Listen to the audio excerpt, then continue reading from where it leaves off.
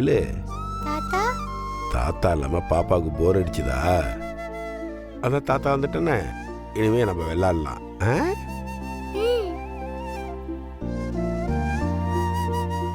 மணி பாரதி, கை எப்படி இருக்கு? பரவாயில்ல மாமா, நல்லா இருக்கு. நம்ம குடும்பத்துக்கு நேரமே சரியில்லை. ஒன்று போனா ஒன்று மாற்றி மாற்றி யாருக்காச்சும் ஏதாச்சும் நடந்துக்கிட்டே இருக்கு. செத்து பொழைச்சி மறுஜன்மம் எடுத்து வந்து உக்காந்துருக்கேன். இதுக்கெல்லாம் பரிகாரமா உடனடியாக இந்த வீட்டில் ஒரு நல்ல காரியம், சுப காரியம் நடக்கும்.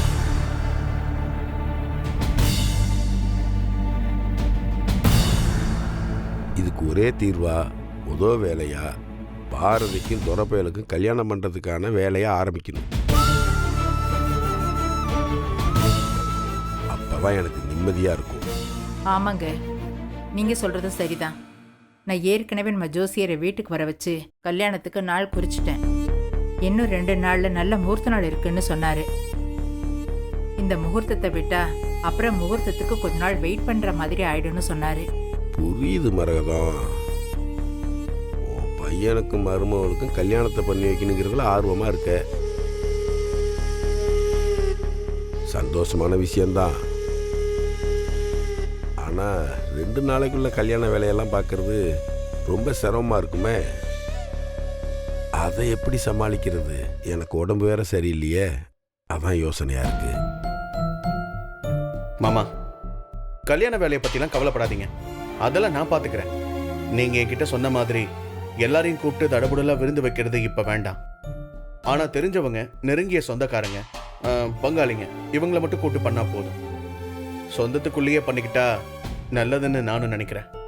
மாமா, ஆளாளுக்கு ஒரு வேலை எடுத்து பண்ணா கல்யாண வேலையெல்லாம் உடனே முடிஞ்சிட போகுது. என்ன தானோ, நான் சொல்றது சரிதானே? சரிதாங்க. மாப்பிள்ள சார், என்ன நீங்க எதுவும் பேசாம அமைதியா நிக்கிறீங்க? இதெல்லாம் ஒன்றும் குறைச்ச இல்லை. உனக்கு ஒரு கல்யாணத்தை பண்ணி வைக்க வேண்டியது அப்பனா என்னுடைய கடமை. பாரதியாட்டம் ஒரு நல்ல பொண்ணை எப்படி வச்சு காப்பாற்றணும்னு உனக்கு புரிஞ்சா சரி. அப்பா, அதெல்லாம் என் தம்பி நல்லாவே பார்த்துப்பான். நீங்க ஏற்பாடு பண்ணுங்க. ஆளுக்கு ஒரு வேலை பார்க்கலாம். என் வீட்டுக்காரர் சொல்ற மாதிரி சிம்பிளா நமக்குள்ளேயே பண்ணிக்கலாம்ப்பா. என்னடா துரை? ஒரு நாள் போதும்க்கா, நானே எல்லா வேலையும் பார்த்துருவேன்.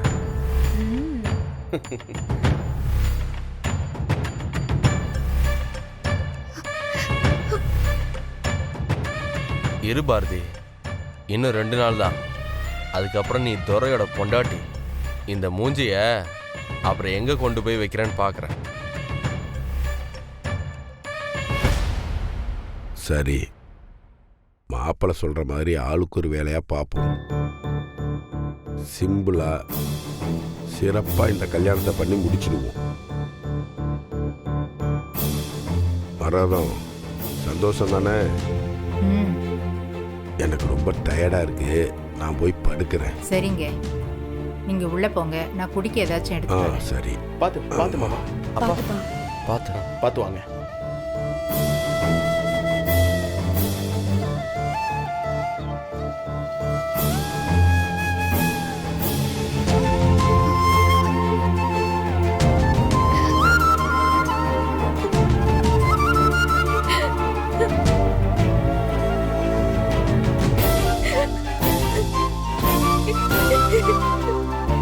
அம்மா, அழாதம்மா, ப்ளீஸ்மா. நீ அழுதா எனக்கும் அழுக வருதும்மா.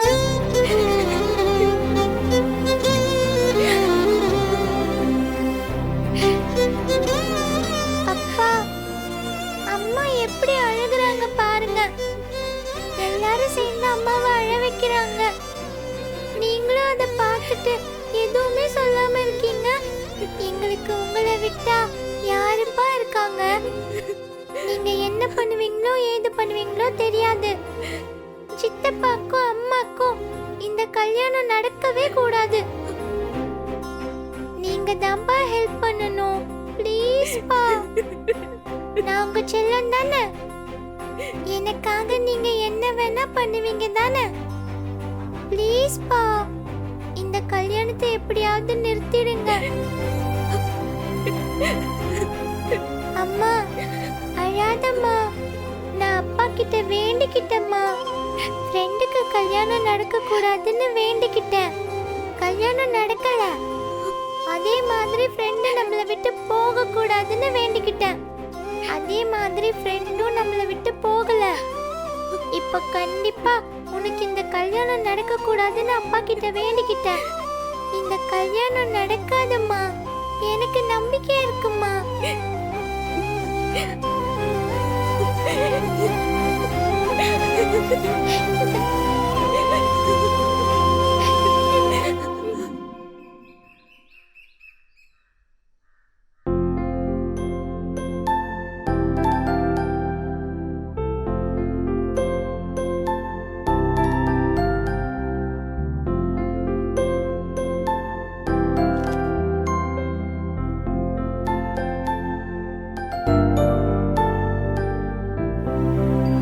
ஆதிக்கும் பாரதிக்கும் உடனடியா பேசி கல்யாணம் பண்ணி ஆகணும்.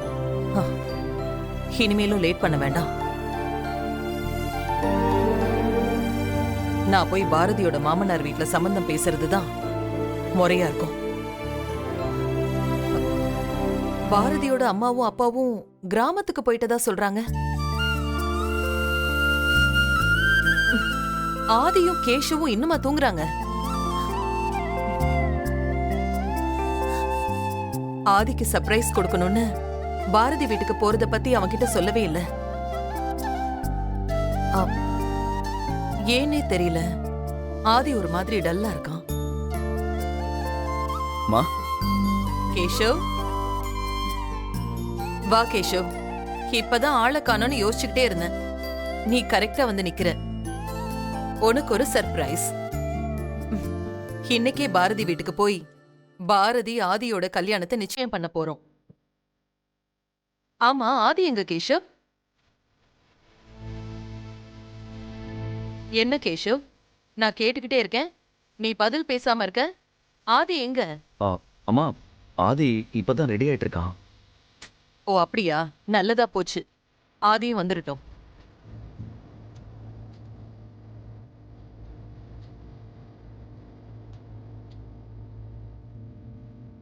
வாப்பா ஆதி, உனக்காக தான் வெயிட் பண்ணிட்டு இருக்கேன். ஆதி, சீக்கிரமா இந்த பட்டு வேட்டி சட்டையை போட்டுட்டு வா. நாம இன்னைக்கு பாரதிய பொண்ணு கேட்க போறோம். உங்ககிட்ட நான் முன்னாடியே சொல்லியிருக்கணும். திடீர்னு தான் தோணுச்சு. அதான் அவசர அவசரமா எல்லா ஏற்பாடையும் பண்ணிட்டேன். கேஷவ், நீ என்ன பாத்துக்கிட்டு இருக்க? உன்னோட ஃப்ரெண்டை கூட்டிட்டு போய் ரெடி பண்ணி அழைச்சிட்டு வா. அம்மா, இப்போ அதுக்கு என்னம்மா அவசரம்? மெதுவா பார்த்துக்கலாமே. என்ன சொல்ற ஆதி? நல்ல கதையா இருக்கே. இத பாரு, இனி ஒரு நிமிஷம் கூட என்னால பாரதியையும் தமிழையும் அப்படியே விட முடியாது. பாரதியோட மாமனார் மாமியார் கிட்ட பேசிட்டு அப்படியே பாரதியோட அப்பா அம்மா கிட்டேயும் இந்த விஷயத்த பத்தி பேசணும். அவங்க ஏதோ கிராமத்துல இருக்கிறதா சொல்றாங்க. ஆனா முரண் ஒண்ணு இருக்குல்லப்பா. சீக்கிரம் எல்லார்கிட்டயும் பேசி டேட் ஃபிக்ஸ் பண்ணி உடனே கல்யாணம் தான்.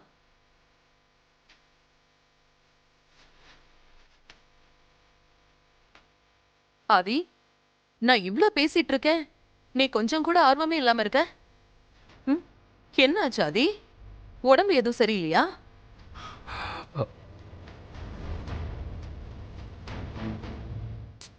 கேஷவ், என்னப்பா நடக்குது? ரெண்டு பேரும் எனக்கு தெரியாம ஏதோ ரகசியம் பேசிக்கிற மாதிரி இருக்கு. இத பாரு, இனியும் அம்மா கிட்ட எந்த ரகசியமும் வேண்டாம். நீங்க ரெண்டு பேரும் நார்மலாவே இல்ல. என்ன ஆச்சு? ஆதி, ஏதாவது பிரச்சனையா? அம்மா, அது இப்போதாம்மா பாரதியோட மாமனாருக்கு உடம்பு முடியாம போயிருக்கு. அதான் கொஞ்சம் யோசிச்சோம்.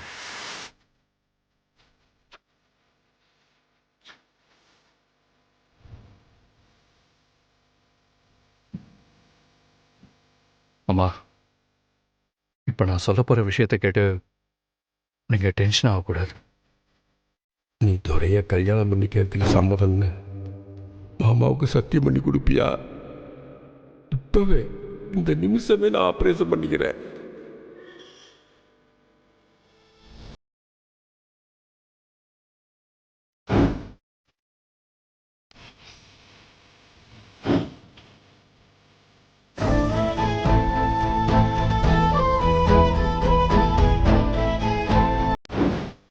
என்ன ஆதி சொல்ற? அவங்க தான் ஏதோ புரியாம பண்ணிருக்காங்க. பாரதியாவது சொல்லிருக்கலாமே. இல்ல நீ சொல்லிருக்கலாம். நீ அங்கதானே இருந்த. என்ன காரியம்பா பண்ணி வச்சிருக்கீங்க?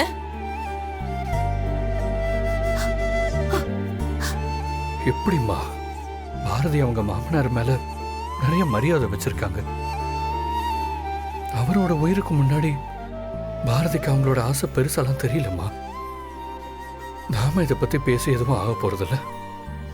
பாரதி என்ன ஏத்துக்கிற மனநிலையில இருந்தப்போ நீங்க பாரதி ஏத்துக்கல. இப்போ பாரதி என்ன ஏத்துக்கிற நிலைமையில இல்லம்மா. என்னப்பா ஆதி சொல்ற? உன்னை இந்த நிலைமையில என்னால பார்க்க முடியலடா. நான் எவ்வளவு ஆசையோட இருந்தேன் தெரியுமா? இப்ப வந்து எதுவுமே இல்லைன்னு சொன்னா எப்படிப்பா? இல்ல ஆதி, எனக்கு நம்பிக்கை இருக்கு. நாம போய் பேசலாம். கண்டிப்பா உங்க மாமனார் புரிஞ்சுப்பாரு. அம்மா வேண்டாம்மா, பாரதியை கஷ்டப்படுத்த நான் விரும்பல. இதுக்கு மேல இந்த ஊர்ல இருக்கிறது எனக்கு சரியா படலம்மா. நம்ம சென்னைக்கே போயிடலாம்மா, ப்ளீஸ்மா. டேய் மச்சான், உன் நிலைமை எனக்கு புரியுதுடா. ஆனா எனக்கு என்னமோ நீ உடனே சென்னைக்கு போகணும்னு நினைக்கிறது சரியா படலடா. டேய் மச்சான், பாரதி விஷயத்துல அவசரப்படாதடா, கொஞ்சம் வெயிட் பண்ணி பார்க்கலாம். ஆமா ஆதி, கேஷவ் சொல்றது சரிதான். நாம கொஞ்ச நாள் வெயிட் பண்ணி பார்க்கலாம். என்ன மன்னிச்சிருங்கம்மா, என் முடிவில் எனக்கு எந்த மாற்றமும் இல்லை. நம்ம சென்னைக்கு கிளம்புறோம். ஏய்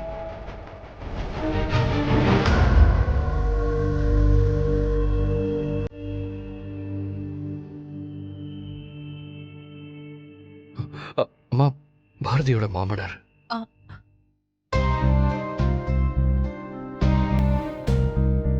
வணக்கம். வணக்கம். வாங்க.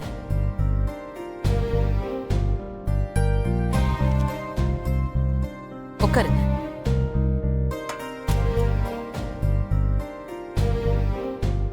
ஆதி இப்பதான் உங்களை பத்தி பேசிட்டு இருந்தான். உங்களை பார்த்ததுல ரொம்ப சந்தோஷமா இருக்கு. உங்களை பார்த்தால எனக்கும் ரொம்ப சந்தோஷம். தங்கமான பிள்ளைய பெத்து வளர்த்து வச்சிருக்கீங்கம்மா.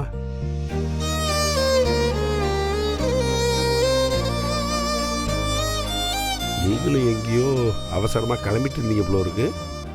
நான் வந்து தொந்தரவு பண்ணிட்டேனா? சேச்சே, அப்படியெல்லாம் ஒண்ணும் இல்ல. என் பையன் கல்யாண விஷயமா வெளியில கிளம்பிட்டு இருந்தேன். அது இருக்கட்டும், நீங்களும் கையில பூ பழம் தட்டோட வந்திருக்கீங்க. திடீர்னு வீட்டில் ஒரு விசேஷத்தை வச்சிட்டோம்மா. என் மருமக பாரதிக்கும் என் 2வது பையனுக்கும் கல்யாணம் முடிவு பண்ணியிருக்கோம்மா.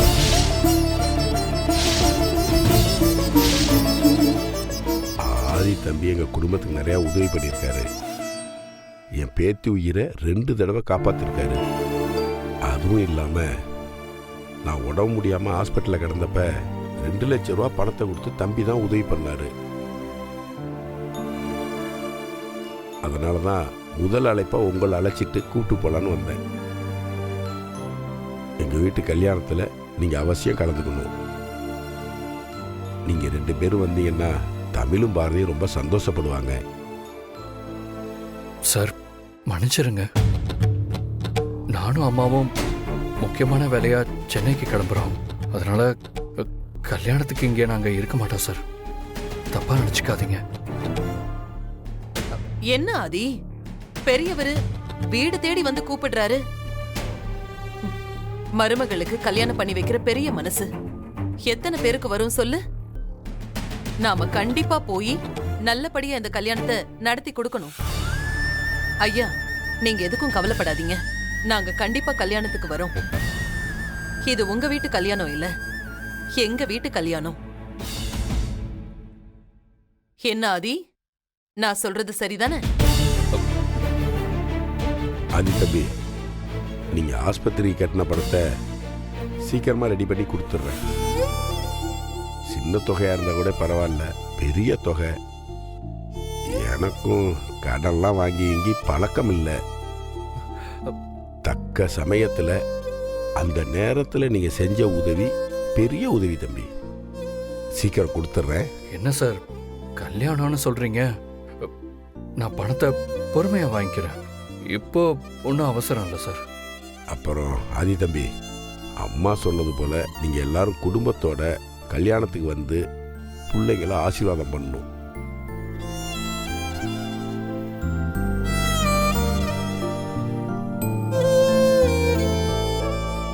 எல்லாரும் அவசியம் கல்யாணத்துக்கு வரணும். கண்டிப்பா அவசியம் வந்துருங்க. முதல்ல வீட்டுக்கு வந்திருக்கீங்க, கண்டிப்பா ஏதாவது சாப்பிட்டுட்டு தான் போகணும். ரொம்ப சந்தோஷமா. அடுத்த தடவை வர்றப்ப சாப்பிட்றாப்புல வர்றேன். கல்யாணத்தை 2 நாள்ல ஏற்பாடு பண்றதுனால நிறைய வேலை இருக்கு. அப்ப நான் கிளம்புறேன், போயிட்டு வரேன். வரேன் தம்பி, வரேன் தம்பி, போயிட்டு வாங்க. வரேம்மா. வாங்க சார்.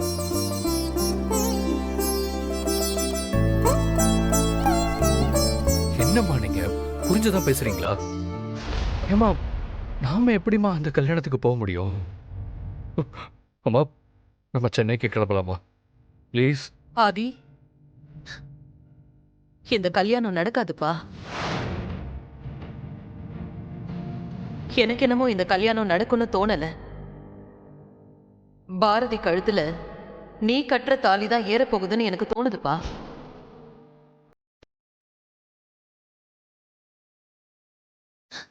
என் மனசு ரொம்ப ஸ்ட்ராங்கா அதைத்தான் சொல்லுது. ஆதி, கேஷவ், நீங்க 2 பேரும் வேணா பாருங்க. இந்த கல்யாணம் கண்டிப்பா நடக்க போறதில்ல.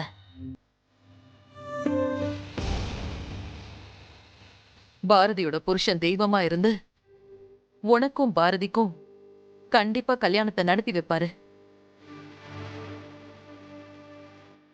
ஆதி, நான் சொல்றத நீ நம்பலனாலும் பரவாயில்ல, எனக்காக என் கூட பாரதி கல்யாணத்துக்கு நீ வரணும். என்ன கேஷவ், நீ என்ன சொல்ற? அம்மா எனக்கு ரொம்ப சந்தோஷமா இருக்குமா. இது மட்டும் நடந்துச்சு, இதை விட சந்தோஷம் எனக்கு வேற எதுவும் இல்லை. அம்மா நீங்க சொன்ன மாதிரி நம்ம கல்யாணத்துக்கு போறோம்.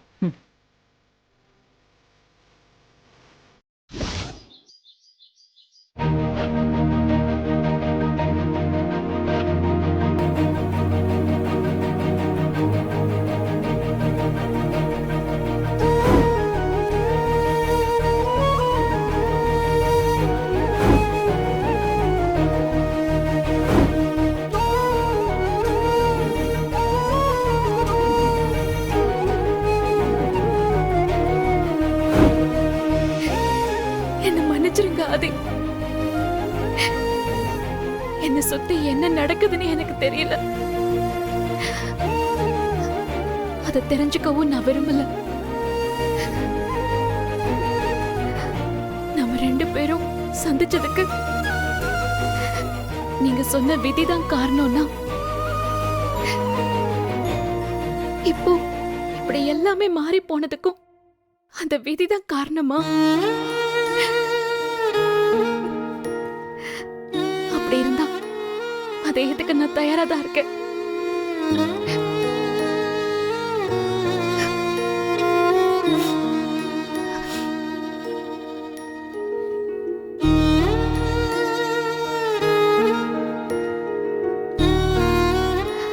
வாசு, நான் எப்படி இருக்கேன்னு பாத்தியா? நீ என்கிட்ட ஒரு சத்தியம் வாங்கின. இப்போ உங்க அப்பாவும் என்கிட்ட ஒரு சத்தியம் வாங்கியிருக்காரு.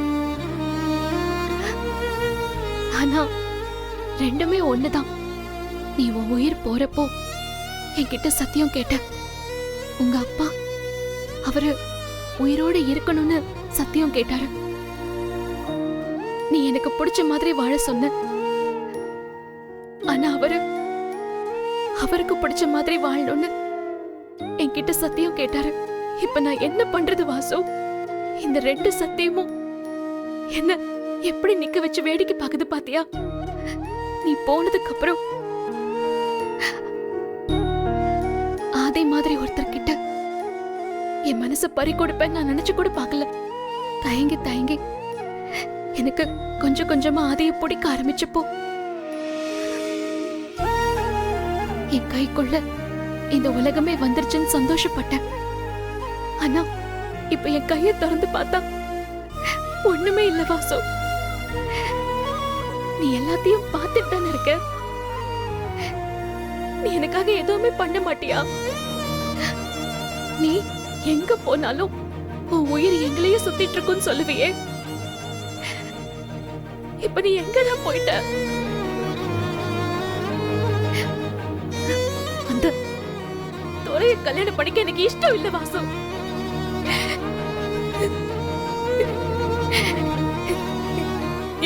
என் மனசு போற ஆதிதான் இருக்காரு.